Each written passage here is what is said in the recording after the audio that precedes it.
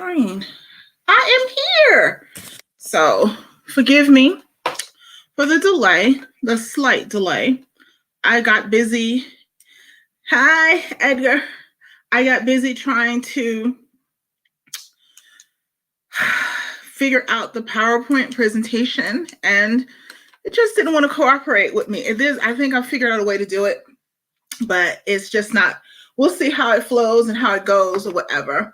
So I don't know. I just didn't want to be nice today. So, but that's okay. I got something for it. I can figure it all the way out. So we are good. We're good. We're good. I'm just going to take something else out. I'm going to put up our topic for today. There we go. So most of you are wondering, of course, hey, we did the your personal calling last week. Yes, we did. And as the weekend came, we had Mother's Day, and there's a lot of activities. And when I was in quiet time and just talking to God about how to plan out this week's topic that I had originally chosen, he spoke to me and was like, well, no, we need to go a little bit deeper, because I left you guys at, okay, now create your statement. However, there's about 3 core things that goes into creating your personal calling statement. So that is what we're going to do.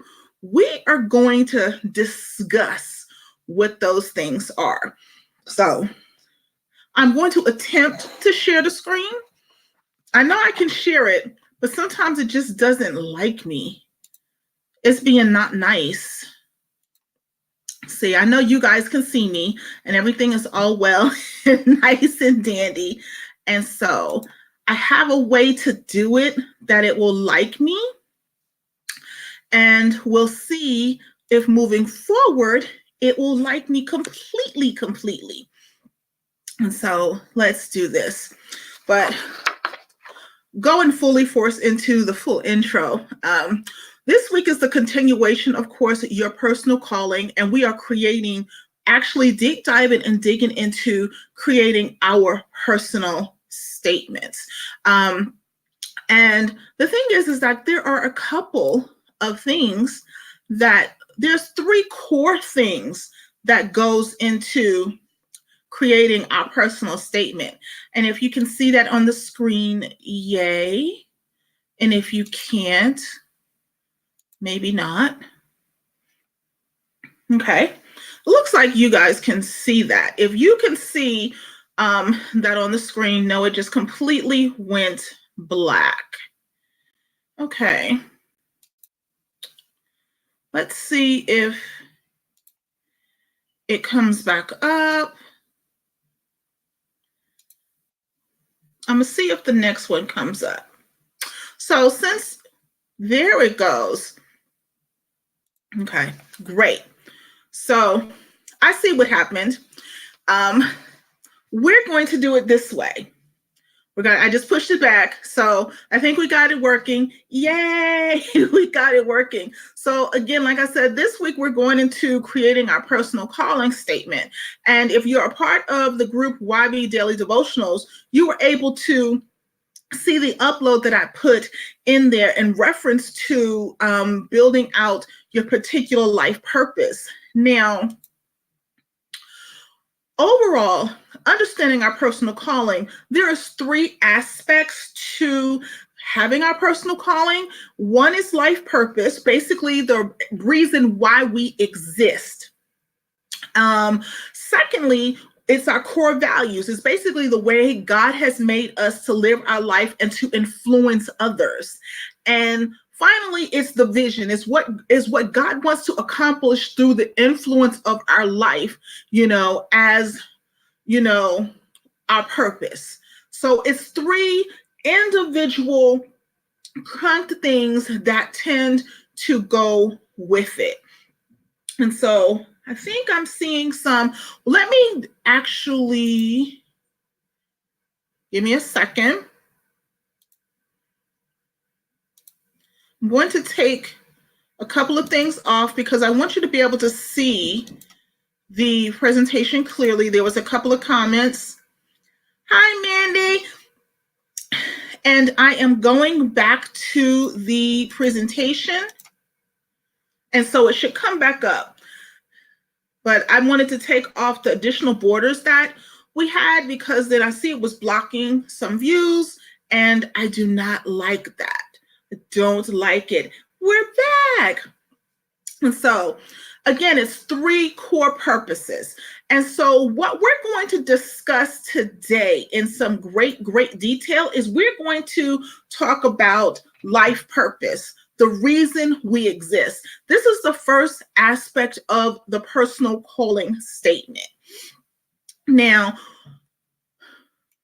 what I want you to do is, before you deep dive into this, I really want you to take time in prayer and having a quiet time with God to meditate on what that is, because He will give you great direction. He will calm your spirit. He will allow you to go through this exercise with limited distractions, with truly and wholly focusing on Him. Now, again, first question, where am I going? Now, I know I've asked that of myself several million times, like, where am I going? What is my purpose? Why should I be here? Basically, your life purpose declares the reason you exist. It reflects the heart of God, and it clarifies what is non-negotiable. And what I mean by that is like there's just some common core things that we don't negotiate on. We can't negotiate on, like morals, our foundation, things that we're just not going to do. And those are non-negotiable. My non-negotiable is that I am not going to curse God. That is just not that's just not negotiable for me. Like, because just the things in life and where He's directed me to, like, I'm never going to curse Him. I may step back sometime. I may do some crazy things, but I'm never going to curse Him. I don't care. That's just not going to happen. And that's a non-negotiable for me. Another non-negotiable that I created for myself as I went through my healing process is that I will no longer put myself on the back burner. And that's important, specifically, if you're really involved in ministry heavily and you're always going. And then what happens is you see a lot of people who are involved in ministry or, volunteer services and things, they go so much to the point where they burn themselves out. And that's bad, because then when you burn yourself out, you're not of use to no one, not even the kingdom, because you're potentially laying in a hospital bed somewhere, just completely burned out. And you may say, oh, I can never get to that point. I'm going to be really, really honest with you. Yes, you can. And you don't even know it. Like, one instance I remember is I was a choir director. I was a Sunday school teacher. I, consult and manage other ministries for their brand. And I was just going. I have my businesses. I was going to school. At the time I was married, and it was just everyone. It was like boom, boom, boom. I was going. And then one day my body was like, you know what? Since you're not listening, since you're not seeing that I'm tired, I'm just going to just give out. And that's what happened. That is exactly what happened. My body just was like, it's over, it's done. I'm not doing anything else. And if you see me, I'm looking at comments on the other screen so I don't black out on this one. So that is, you have to have some non-negotiables. You have to make sure self-care is also a part of your life purpose. You also have to make sure your family is part of your life purpose. You also have to make sure that definitely God is the head of the life purpose. That all is wrapped into that. Because if you don't, you negate what the purpose really is. So when you once you just really dealt with that and you've prayed over that, there is biblical reflection. And this is the part where I actually love this part of the exercise. And it basically is saying, what scriptures has God used to give you focus and purpose and direction in your life? You know, what scriptures has God given you? What scriptures have you gone to? What I want you to do is like list those verses, and they could be an entire chapter. It could be 1 or 2 verses, whatever it is. List those verses. And I want you to, you know, give the insight of what was gained from each and every one of them. You know, definitely what was gained from each and every one of them. Now, also in the thing, I put some example verses that you have: Matthew 22, 37, 40, Matthew 28, 18 through 20. And I will pull those up later. I do have those separately, but I will pull those up for you to see. But what I wanted to do is to kind of go into what happened. Technology. Here we go. What I wanted to do was give you an idea of what this particular exercise is about. Now, these are my reference scriptures. I have Romans 8:28, Jeremiah 29:11, and Psalms 23. Now, Romans 8:28 is, you know, we know all things work together for the good of those that love the Lord.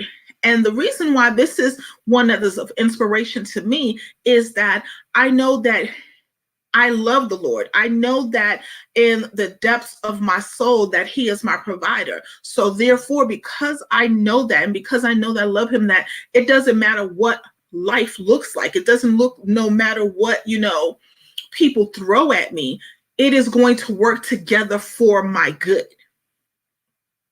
And I think that is so key, you know, because when you know that it's going to work together for your good, then you don't worry about what the haters and the naysayers and all the other people worry about. You know, does it bother you sometimes? Absolutely, it does. But at the end of the day, you tend to know, you know, hey, God's got this. He's going to work it out. It's going to be okay. Now, Jeremiah 29:11, it says, for, you know, I know the thoughts and the plans that I have for you, peace for, you know, hope for an expected end. This really touched my soul because I didn't always think that God really had my whole plan thought out. I just thought there was a point in my life where I thought he was just like free willing this all willy-nilly, and it was just like, what's going on? And that's what I felt like sometimes, you know, when we were doing this and we were going through this process. And I was just like, God, come on. But this scripture broadly reminds me that he has everything that he has laid out for me, everything that I'm going through, everything that I've overcome. He has the best intentions for me. You know, he has my heart, my best intentions at heart. And he loves me no matter what I think, how I think, or where I'm moving to. He gets it. He knows. So that brings comfort and joy to the whole situation. And then Psalms 23. For me, Psalms 23 covers everything from healing, restoration, you know, elevation, protection, guidance, grace, correction. It's all in there for me. So if I feel like you know, he lets you know from beginning to end, it's just like telling your whole life story in that particular psalm. And so that's what it does for me. And that's what I want you guys to do when you're pulling your reference scriptures for this. You know, go really deep into what they mean to you. What do they draw to you? What do you think about when you think about these particular, you know, scriptures? So,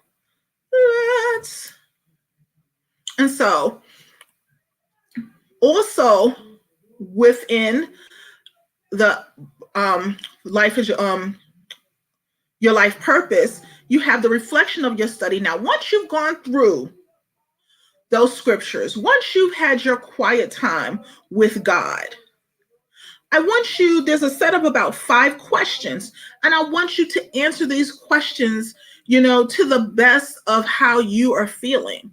They don't have to be a paragraph long. It can be a sentence. It could be a word. I mean, because it's what touches you. The first one is, why do I exist as a person? For a long time, I didn't know why I existed as a person. But I do understand why do I exist as a person. It is to bring light and love and to teach God's unadulterated word. But that's taken time to get to.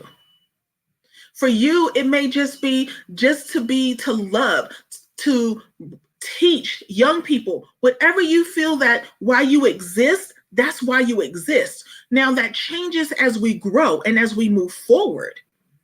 But right now, at this point in time, after you've done your reflection, after you've done your study, why do you exist as a person? And the second question, which says, apart from what you do, what gives your life the deepest meaning?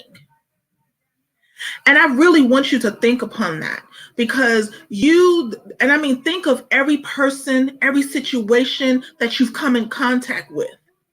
Is it giving somebody a smile at the end of the day when they've had a bad day? Is it saying hello to someone? Is it giving that person a hug? Is it, encouraging a young person or an older person? Whatever it is, what does it give meaning? How does it mean to you? What does it mean to you? And then 3, I want you to go into, why did God create me? And it will kind of coincide with, why do I exist as a person? But I'm going to give you some examples of why God created us. He created us because we have an overall general purpose to fulfill and build the kingdom. No and ifs or buts about that. He loves us. He wanted us. He cherishes us. So therefore, we are a vital part of the kingdom. Vital part. And that can be your base, the basis of the answer as you go deeper into, why did God create me? And your scriptures and your, quiet time with him, he will pour more into you about that.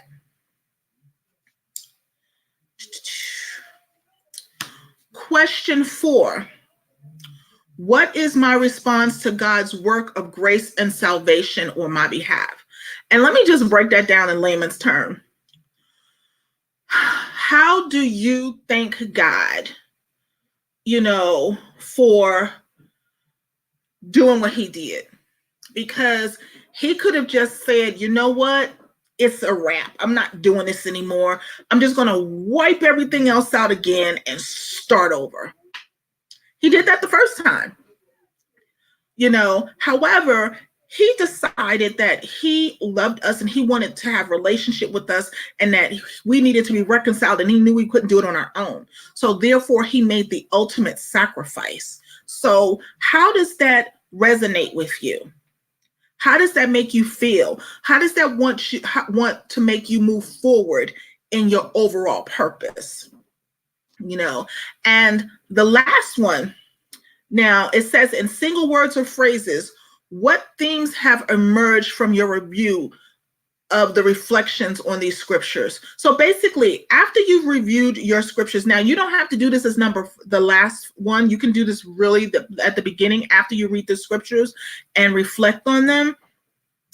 What word or phrases come to you that, comes out of your heart to your mind and your soul in reference to the reflection on the scriptures that God has given you to move forward in your purpose? So let me go back to me. And it's me again.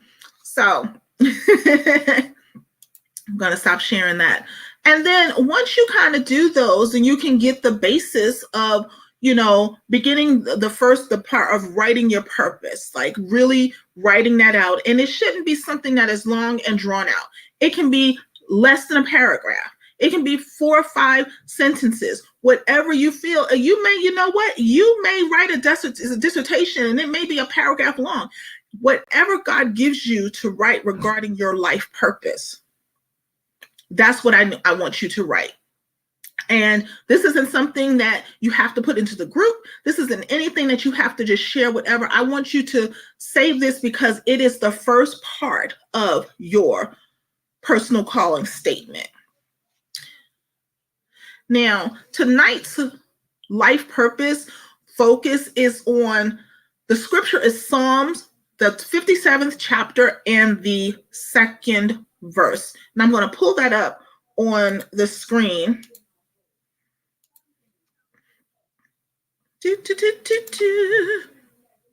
And I'm going to make it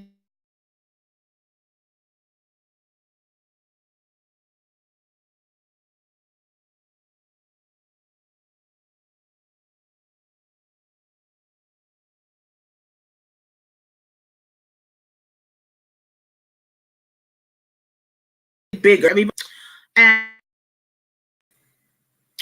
okay, I had internet blinkage. I apologize for that.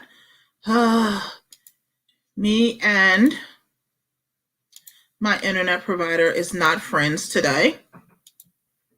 Yay. Okay, I'm back. So now we're going to pull this up again and I am going to read it. And it says, I cry out to God Most High, to God who will fulfill his purpose for me. So just know that he definitely has a purpose for us. Okay, also, I'm just going to go over a couple of the scriptures that are reflected in the life purpose, your life purpose handout that is within the group. So I'm going to pull those up as well. Great. And the first one I'm going to read is going to be, and this is all King James Version. Again, the last one was the New Living Translation. Again, you can read which version that works best for you. I kind of mix between the two depending on the lesson, but these are coming from the King James Version. And Matthew 22:37-40 says, Jesus said unto him, thou shalt love the Lord thy God with all thy heart and with all thy soul and with all thy mind. This is the first and great commandment. And the second is likened unto this. Thou shalt love thy neighbor as thyself. On these 2 commandments hang all the laws and the prophets. Now, when you truly think about, that helps you understand overall what God's intent for us when we come to and, do in this walk with him.